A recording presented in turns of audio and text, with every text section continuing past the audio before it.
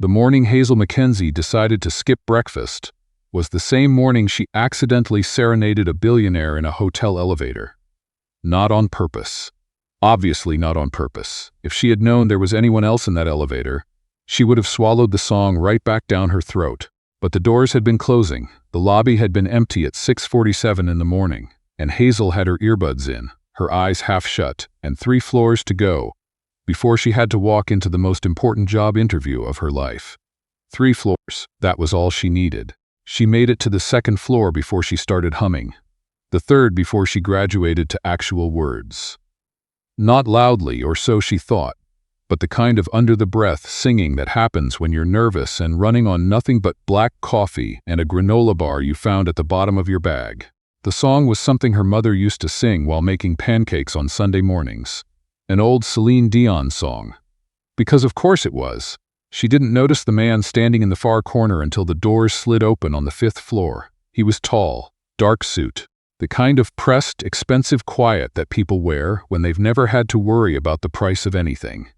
He was looking at his phone, but the corner of his mouth, just the corner, was doing something that was not quite a smile but was definitely not nothing. Hazel yanked out her earbuds so fast one of them hit the elevator wall. The man looked up. She looked at him. The doors closed behind her because she'd forgotten to get out. "Going back down?" he asked. His voice was the kind of voice that had probably never cracked once in his entire life. Yes. No. She pressed 5 again. The button lit up. "I'm on 5. I just forgot to exit." She gestured at nothing in particular. "Gravity." He looked at her for a moment, then back at his phone. "Gravity," he repeated. She stepped off the elevator, walked approximately 4 steps down the hallway, stopped and pressed her forehead against the wall.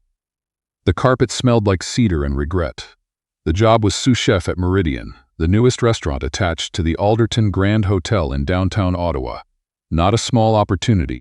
Meridian had been written up in 3 national publications before it even opened. The head chef, a woman named Constance Beaupré, was famous for her brutal efficiency and her inability to suffer fools. A reputation Hazel had read about extensively, prepared for obsessively, and still found herself completely unprepared for when Constance looked up from behind a stainless steel counter and said, without preamble, "You're the one who was singing in the elevator." Hazel set her portfolio on the counter. "I was not singing, I was humming." Constance raised an eyebrow. "Was there a difference this morning?" "There's always a difference." Something shifted in the older woman's expression, just slightly. "Sit down, Mackenzie." Hazel sat. The interview lasted 40 minutes. Constance asked her about her training in Montreal, about the 2 years she'd spent in a small bistro in Halifax, about her mother's recipe box that she'd mentioned in her application letter, the one detail she'd been embarrassed to include and almost deleted 3 times. Constance asked about it specifically. "Why did you write about a recipe box?" she asked. Hazel thought about lying, about saying something polished about culinary heritage or the importance of tradition. Instead, she said, "Because it's where I learned that food doesn't have to be complicated to make someone feel like they matter." Constance wrote something down. Hazel did not get the job that day. She got a trial shift, which, Constance explained, was more than most people got. His name, Hazel found out 2 days into her trial, was Julian Alderton, as in the hotel, as in the Alderton Group, which owned 11 properties across Canada and 4 in Europe, and had recently been featured in a long, fawning article in a business magazine that one of the prep cooks kept leaving in the break room with Julian's photo circled in pen. She didn't know if the prep cook was a fan or making fun. It was hard to tell with Sebastian. Julian Alderton was 38 years old. He had taken over the company from his father at 32. After a falling out that no one at the hotel discussed directly but everyone referenced in fragments, the situation with Mr. Alderton Sr., before things changed, you know how it was. He had the kind of reputation that preceded him through a room like cold air, and the staff of Meridian treated his occasional appearances in the dining room the way birds treat the arrival of a larger bird. Sudden stillness, then careful, deliberate normalcy. Hazel found this fascinating, and also slightly ridiculous. She was elbow-deep in a batch of pastry dough when he walked into the kitchen on her 4th day, which was not a thing guests were supposed to do, but which no one appeared willing to point out to him. He stopped when he saw her. She did not look up immediately, because the dough needed 30 more seconds and she'd already had to restart it once. "You were in the elevator," he said. "I work here," she said. "Since when?" "Since 4 days ago." She finally looked up. He was standing on the other side of the prep counter, and in the bright kitchen light he looked like a slightly less polished version of the magazine photo. Collar undone 1 button, a small ink mark on his left cuff, the general air of someone who had been in back-to-back meetings since before sunrise. "Should I not be here?" "Because Constance hired me, and I'd rather find that out now than later." "That's not what I meant." "What did you mean?" He looked at her for a moment. "You have flour on your face," he said, and walked through the kitchen toward Constance's office. Hazel pressed the back of her floury hand to her cheek and thought, "This is going to be a problem." The thing about Meridian's kitchen was that it was small for its reputation. 3 months into her position, she got the job. Constance called her on a Thursday and said Monday, 7 a.m., "Don't be late and don't be loud." Hazel knew every corner of it, every temperamental burner. The way the walk-in cooler door needed a specific angle of pressure to open. The exact moment Sebastian started losing his composure during a full house service. She knew the kitchen. The kitchen did not intimidate her. Julian Alderton intimidated her slightly, which she resented. He appeared every few weeks, usually unannounced, usually at inconvenient moments. Once during a particularly ambitious tasting menu that had the whole team stretched thin. Once during a quiet Tuesday that somehow flipped into chaos when a private event double-booked the private dining room. Each time he moved through the space like he was taking inventory of something that couldn't be written on a spreadsheet. Each time he eventually found his way to wherever Hazel was working. "The beurre blanc broke twice last service," he said, leaning against the counter, once in November. "I know," she said. "I fixed it both times. The first time took 8 minutes. The second time took 4. What changed?" She looked at him. "I paid attention to what went wrong." He was quiet for a moment. "Is that a general policy of yours?" "It is now," she said, which was more honest than she'd intended. She learned things about him the way you learn things about anyone you share a professional space with. In pieces, sideways, never directly. She learned that he took his coffee the same way she did, black and too hot, the kind of temperature that meant you were running behind and didn't have time to wait. She learned that he'd studied architecture before switching to business, that there was a drafting pencil he still kept in his jacket pocket, that she noticed once when he set his jacket on a bar stool in the empty dining room. She learned that he was not, as the Break Room magazine had implied, particularly interested in the social side of being wealthy. He never attended the events Meridian hosted for him. He came to the hotel because the hotel was his work, and work was where he made sense to himself. She learned that he had been engaged, once. She learned this from the hotel's longtime concierge, a woman named Marguerite who had worked at the Alderton Grand since Julian was 17, and who had the particular authority of someone who had watched a person grow up from a safe distance. Her name was Renata, Marguerite said, in the particular tone of someone who has chosen their words carefully and in advance. Very beautiful, very social. It ended badly. That was 6 years ago. He's been like this since. Like what? Hazel asked. Marguerite looked at her with the expression of someone who didn't need to answer, because they both already knew.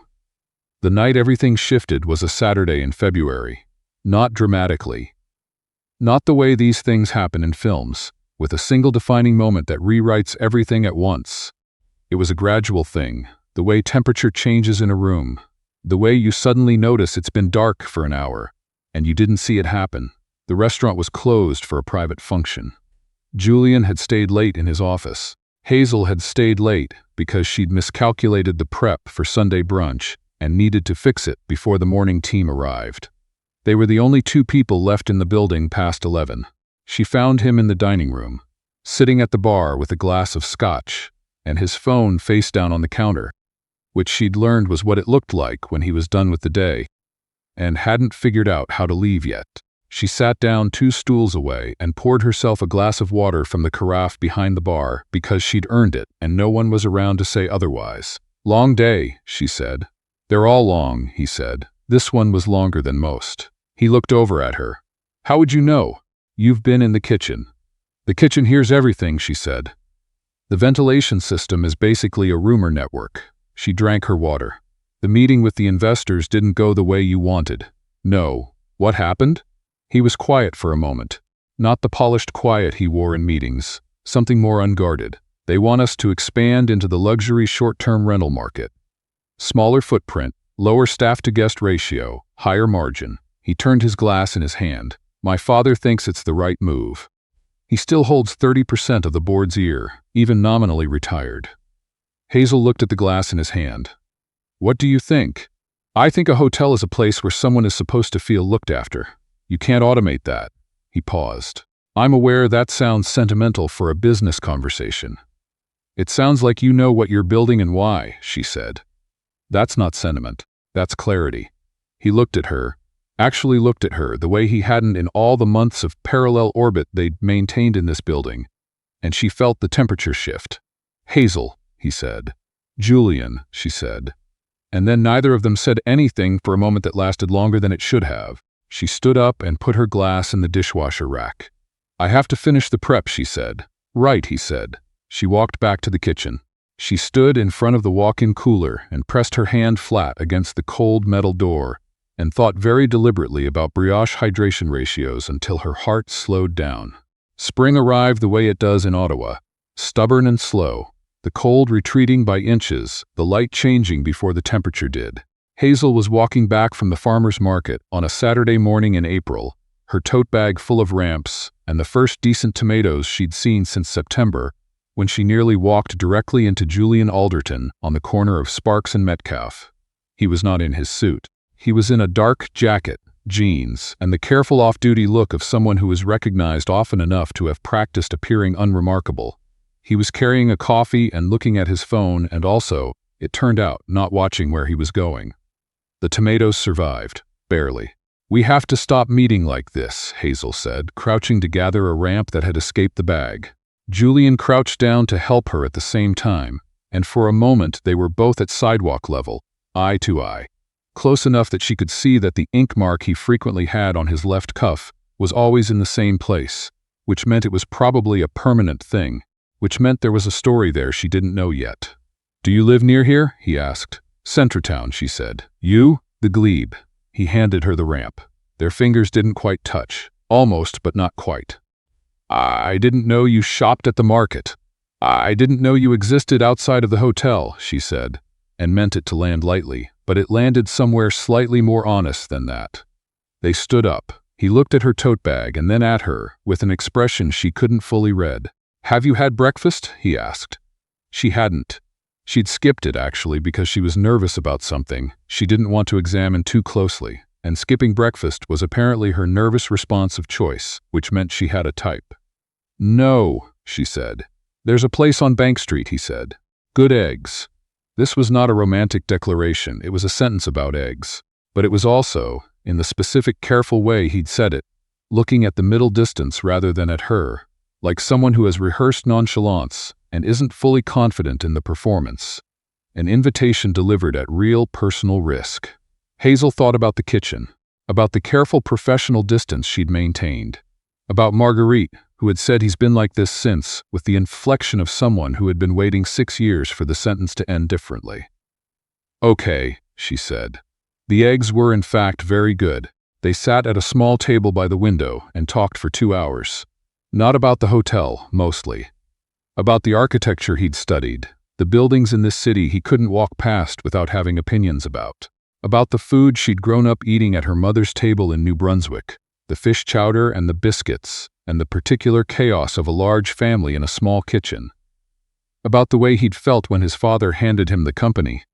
Not triumphant, he admitted, but terrified. About the way she'd felt leaving home for culinary school, which was also not triumphant, but which had a different texture of terror, more expansive, more hers. She noticed that he was funny. She'd suspected it. There had been evidence, over the months, of a dry wit kept under strict professional management. But at this table, over eggs and coffee, and a shared order of toast that arrived with far too much butter, he was actually funny. Self-deprecating in a way that required genuine self-awareness to pull off. She noticed that he noticed her noticing. What? He said. Nothing, she said. You're different outside the building. Better or worse? She considered this seriously. Like someone took you out of a frame, she said. You're the same picture. You're just not in the frame." He was quiet for a moment. Something in his face did something complicated and then settled. "You're the first person who's said something like that to me in a while," he said. "What do people usually say? Professional things. Strategic things." He turned his coffee cup in his hands, the same gesture as the Scotch glass, she noticed, a self-settling habit. "Things that are about the company. My father used to." He stopped. Started again. Renata was interested in the social architecture of it. The events, the connections. She thought I was the hotel. I think she was disappointed when she realized the hotel was just something I did. Hazel said nothing. Sometimes nothing is the right response. "I'm sorry," he said. "I don't know why I said that. Because I asked," she said. "And you're not in the frame right now." He looked at her for a moment. Outside, Bank Street was doing its Saturday morning business. Cyclists, strollers, someone with a dog the size of a small horse. The sun came through the window and made the whole table warm. "I have a meeting tomorrow," he said finally. "Okay," she said. "I'm going to think about this conversation during it." "About eggs?" "About eggs," he agreed, with the corner of his mouth doing the thing it had been doing since an elevator in February. "And other things. They didn't rush it. That was the thing." Later, when Hazel tried to identify the shape of it, the exact mechanics of how it happened, she kept coming back to the fact that they were both, independently, people who'd learned to be careful. Not closed. Careful. There's a difference. Closed means you've stopped wanting things. Careful means you want them enough to be afraid. There was a dinner, and then a walk along the canal, and then a night at a small gallery opening where they stood in front of a painting that neither of them particularly liked and spent 20 minutes quietly disagreeing about why, and it was, without question, one of the best 20 minutes Hazel had had in years. There was a phone call that ran 2.5 hours, which she realized only when she saw the time and felt the specific, startling joy of being surprised by how much time had disappeared. He was not easy. She would say that, honestly, if anyone ever asked. He had the habits of someone who had been alone with his own judgment for a long time. A certain friction when things didn't go his way, a tendency to withdraw when something felt too large to process outright, a relationship with silence that could read as coldness if you didn't know what it actually meant. She'd seen it in the kitchen. She understood it better now. She was not easy either. She was impatient and opinionated, and she had a tendency to say the honest thing at the inconvenient time, which was a quality that had cost her professionally once, and probably would again. She was also still afraid, underneath everything, of needing something from someone who might not stay. They were both, to put it plainly, a little bit of a project, but there was something real there, something with actual weight, and Hazel had spent enough time around food to know the difference between the smell of something good and the smell of something that's been put together to seem like it's good. This was the real thing. It was June when Julian's father came back. Not suddenly, with a series of phone calls first, and then a board meeting that Hazel knew about, because Julian came into the kitchen afterward and stood in the doorway for long enough that Constance quietly redirected the team to the far end and gestured at Hazel to go handle it. He told her what happened standing next to the prep counter, not looking at her, the way he processed things he hadn't sorted out yet. His father had proposed a full restructure, a pivot to the short-term rental model, board approval contingent on Julian stepping back from operational control, a settlement framed as retirement but structured as replacement. 40% of his shares, in exchange for stepping back. He said the company needs leadership that isn't sentimental, Julian said. He used that word specifically. Sentimental. What did you say? I said the word he was looking for was principled. A pause. He laughed. Hazel looked at him. Are you going to take it? He looked at the counter. At the clean stainless steel, the organized mise en place, the careful order of a kitchen that worked. No, he said. Then don't, she said. What do you need to fight it? He turned to look at her. Something crossed his face. Surprise maybe, or recognition, or both at once. I need the minority shareholders to vote with me. Who are they? People who have known this company for a long time. People who remember what it was built to be. Then talk to them, she said. Not as a CEO, as someone who knows what the hotel is and what it means. She met his eyes. You know how to do that. You did it to me. I didn't do anything to you. You told me what you were building and why, she said, and I believed you. Do that. He was quiet for a long moment. Then, quietly, When did you get so sure about things? I've always been sure about things, she said. That's why I'm terrifying. She handed him the glass of water she'd been holding and hadn't drunk. Now go. I have a service to run. He won. Not easily. The 3 weeks after that conversation were the kind of quiet that has real noise underneath it. The quiet of someone managing a difficult thing with the full attention of someone who knows the cost of losing focus. Hazel texted him once during that time, a photo of a very misshapen croissant she'd done badly on purpose to make Sebastian laugh. He sent back a voice memo of himself trying, and failing, not to laugh at it. That was enough for both of them. The minority shareholders voted with him. His father's proposal failed by 4 votes. Julian called her from outside the boardroom on a Thursday afternoon, with the particular rawness of someone who has been holding something together for a long time and is only now allowing themselves to feel how heavy it was. It's done, he said. Good, she said. I'd like to take you to dinner, he said. Not at Meridian, obviously not Meridian, she said. Conflict of interest. Somewhere I don't own anything, he said. Somewhere with bad lighting and wine that's only okay. I know a place, she said. No reservations Wednesday nights. You'll have to stand in line like a person. A pause. I can do that, he said. And he sounded, for the first time in all the months she'd known him, completely unguarded. The night he proposed, it was early October, and the canal path was full of leaves in the specific saturated colors that Ottawa produces for about 3 weeks every year. The red and gold that tourists photograph and locals have learned to actually stop and look at, which takes practice, the stopping. He didn't make a production of it. There were no other people involved, no hidden arrangement, no photographer waiting at a distance. It was just the 2 of them on the path, and he stopped walking and turned to her, and he had the expression of someone who has made a decision they've been thinking about for a long time and is ready to say it out loud. I want to build something with you, he said. Not a hotel. Just us. She looked at him. At the draft pencil she now knew he kept because his first architecture professor had given it to him before he switched programs, a talisman against the road not taken. At the ink mark on his cuff that was there because he still sketched in margins when he was thinking something through, and some thoughts came out in ink. That's not really a question, she said. No, he admitted. I was getting there. I know, she said. The answer is yes. I was waiting for you to finish. He laughed, actually laughed, the full version, the one she'd worked to find for months. Then he reached into his pocket and produced a ring, simple, not performative. Exactly the kind of thing she would have chosen herself, which meant he'd been paying close attention, which she already knew but which still got her.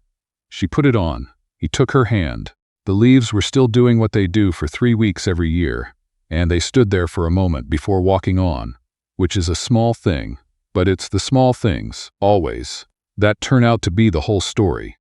They were married the following June, at a small ceremony on a property outside Almonte that belonged to a friend of Constance's, because Constance had, at some point in the previous year, become something between a mentor and a force of nature in Hazel's life, and because Julian had spent months looking at venues and kept being told that the most beautiful option was the one that didn't belong to him. The wedding was 37 people. The food was prepared by Hazel and Sebastian, and 2 other people from the Meridian team who had volunteered because they wanted to, not because they'd been asked. The menu was built around her mother's recipes, the chowder, the biscuits, a dessert that had lived in the recipe box for 30 years and had never been made for anyone outside the family. Julian's speech was short. It had one joke about elevator etiquette that made Hazel put her face in her hands and made everyone else not understand why that was funny, which was exactly the right kind of joke for a wedding. Then he said, I have spent most of my life building things. This is the first time I have built something where I didn't know the blueprints in advance, and I am deeply grateful that she talked me into it. Hazel had not talked him into it, but she understood what he meant. At the end of the night, when the lights were soft and the last of the guests were sitting in small groups on the grass, Julian found her standing at the edge of the garden looking up at a sky that was very clear and very full and extremely typical of Ontario in June, which is to say, briefly perfect. He stood beside her and didn't say anything for a moment. Then he reached into his jacket and produced a small object, a compact mirror, the kind that folded flat and fit in a pocket. On the back, he'd had something engraved. She tilted it toward the light. For the woman who taught me to pay attention to what went wrong. and to try again in 4 minutes. Hazel laughed, and the sound of it went up into the clear June sky and stayed there, the way certain moments do, not disappearing, exactly, but becoming part of the permanent texture of a life. The kind of detail that gets told and retold, not because it's dramatic, but because it's true, and true things tend to last.